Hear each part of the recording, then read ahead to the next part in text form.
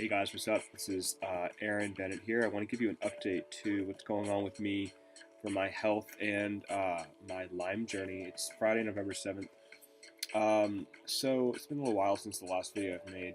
I'm just going to go through the markers digestive wise, digestive health. Still pretty much all day, if I were to put my awareness on my intestines, on my digestive system, there's always some awareness or a little bit of discomfort there. Usually isn't horrible. Sometimes throughout the day, it gets to be more like a bad pain, or it gets to be a little more intense. Usually it's just this always there subtle discomfort. That discomfort still is getting in the way of my sleeping, so I'll lie down at night and I will just have this.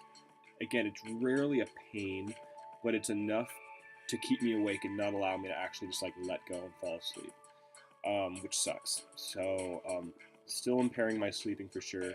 Um, Burping, some digestive, maybe IBS type symptoms as well, which is all pretty common for having Lyme. Moving into let's see, just energy. It's pretty bad lately. So what's kind of happened is, pardon me. What's kind of happened is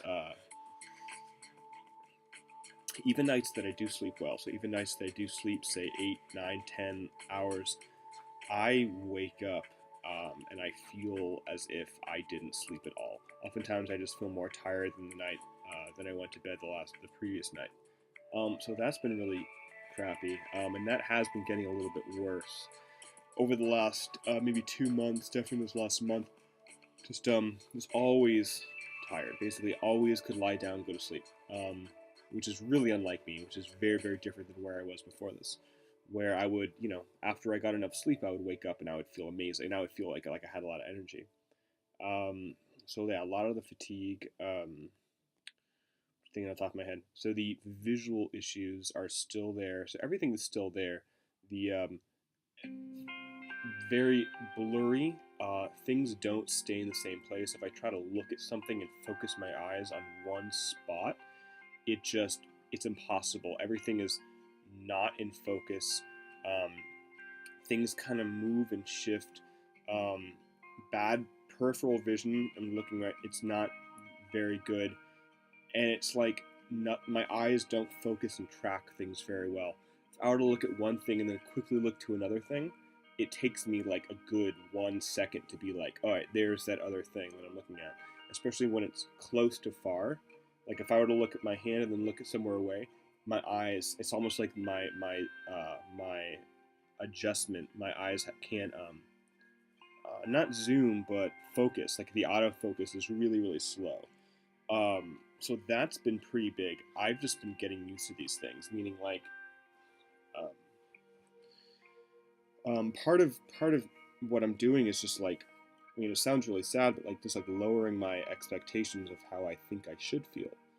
Um, so nothing's getting better, but it's just like I just wake up and I expect to feel a certain way. So I don't have high expectations anymore, which I think is actually necessary if you're dealing with something like this, where um, you just put up with it. It's like this is the way it is right now, and that's kind of how it is.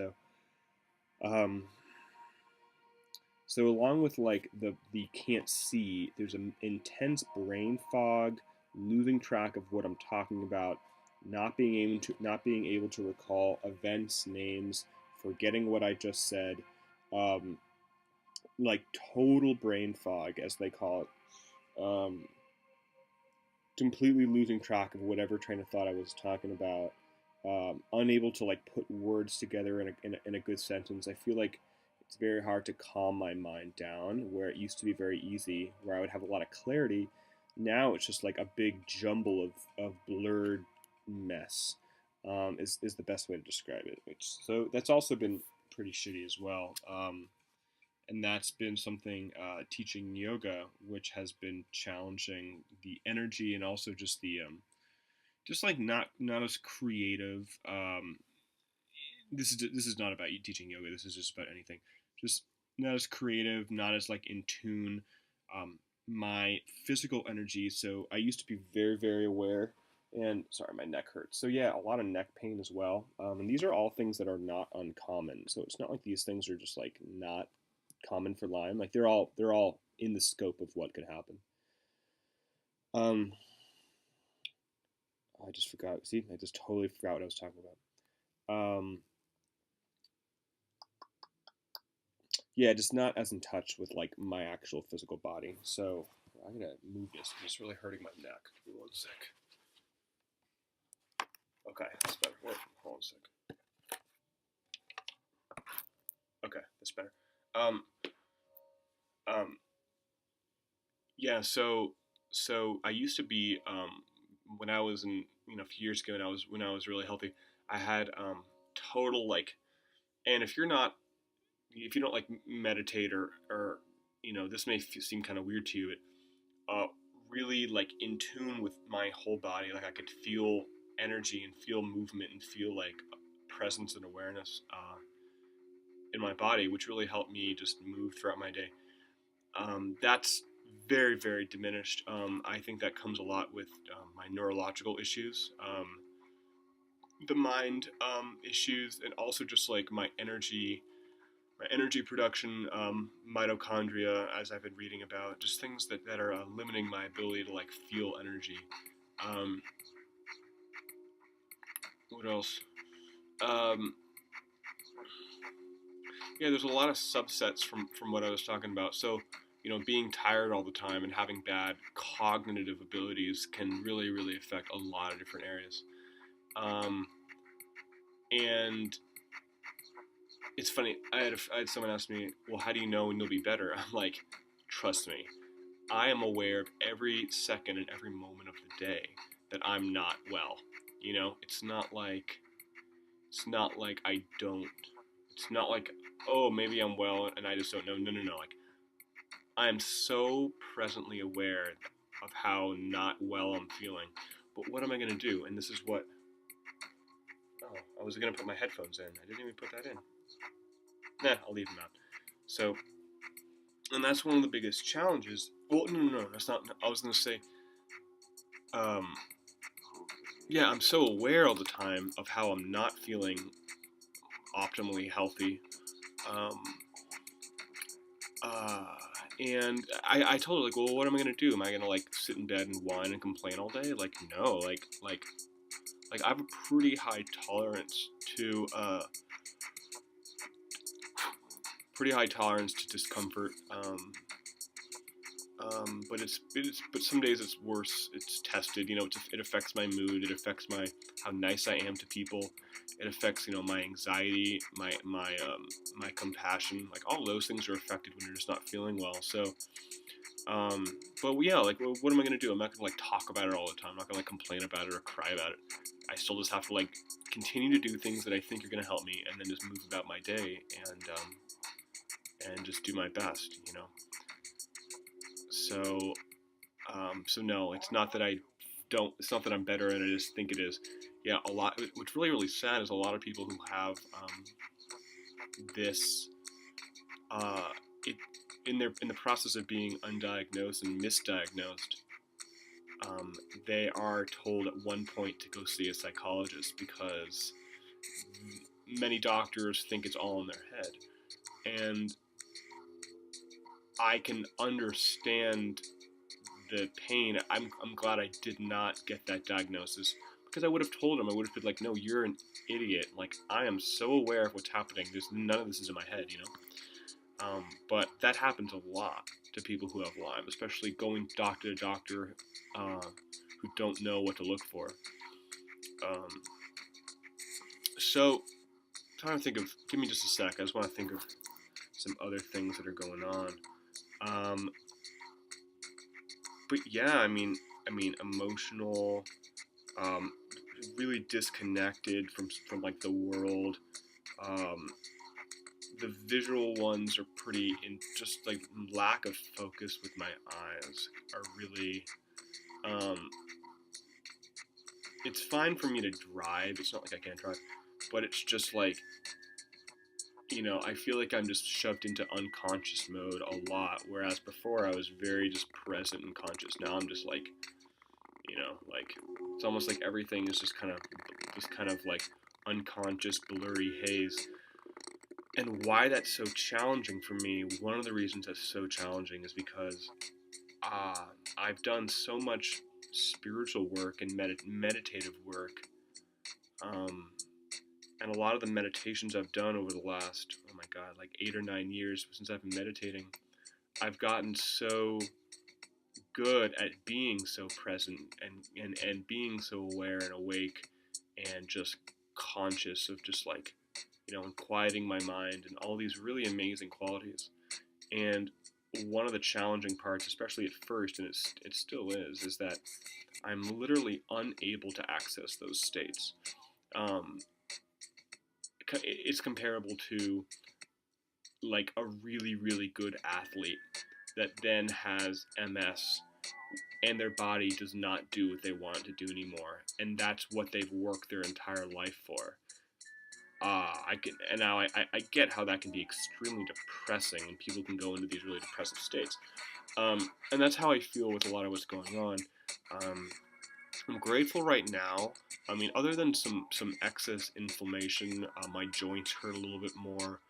Um, I don't have energy to do a lot of yoga or a lot of like physical practice. Um, my body isn't horribly affected, meaning I can still. I mean, if I do have a burst of energy, I can still do things. Um, which is nice.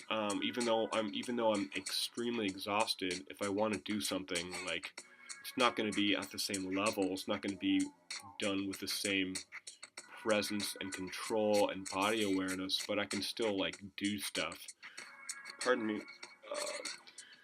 Uh, um, but yeah, I mean, one of the biggest challenging parts again is that unable to be the same person that you once were, that I once was, where it was so easy to access a lot of these states, um, and these states are no more. Like meditating now is just so challenging.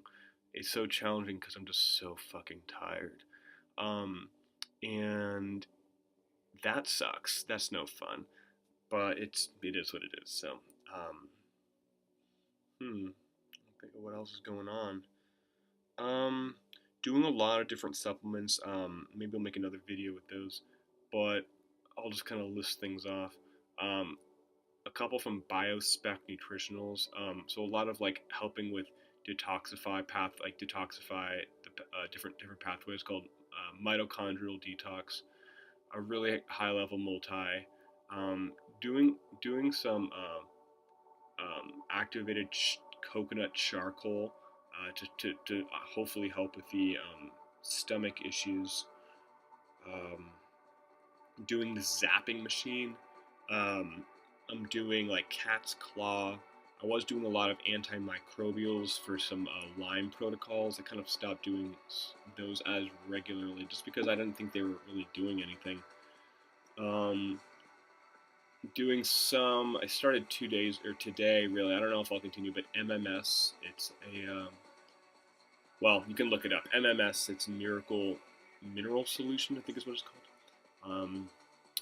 Doing maybe 3 days a week of Gerson style coffee enema therapies.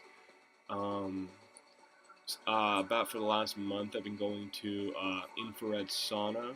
I try to go there at least 3 to 4 times a week for like 40 minutes. Um, my diet's really, really clean. Um, uh, Maybe gluten once every 2 weeks. Uh, Try to eat all organic grass-fed if I can. I don't really have a lot of beef lately, but if I do, mostly just chicken and fish. Yeah, no gluten, no wheat, no crappy dairy. If I have dairy, it's raw grass-fed organic, like kefir or cheese or whatnot. Um, oh yeah, I'm also supplementing with like adrenal stuff. Sometimes I take some cordyceps or just a blend of different mushrooms.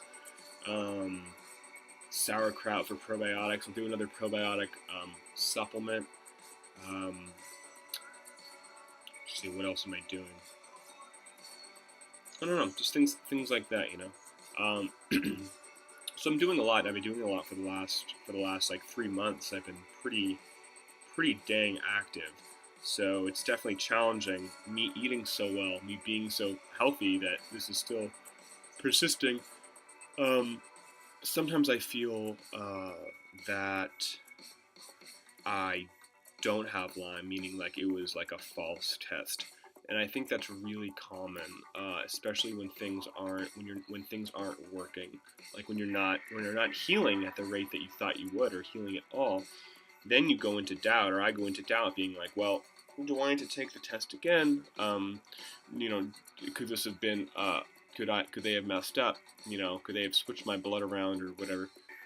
And then I realized, well, okay, no, like all of my symptoms are Lyme symptoms. Like they're you know, even if I didn't take the test, if I were to tell a Lyme doctor these are all the symptoms I'm having, yeah, they'd probably say, oh yeah, you probably have Lyme disease. So I gotta remember that, even though sometimes I feel like I don't have it, and I think that way because I feel deep down that this shouldn't be that hard. You know, like things. You know, our bodies are really smart. They're really strong.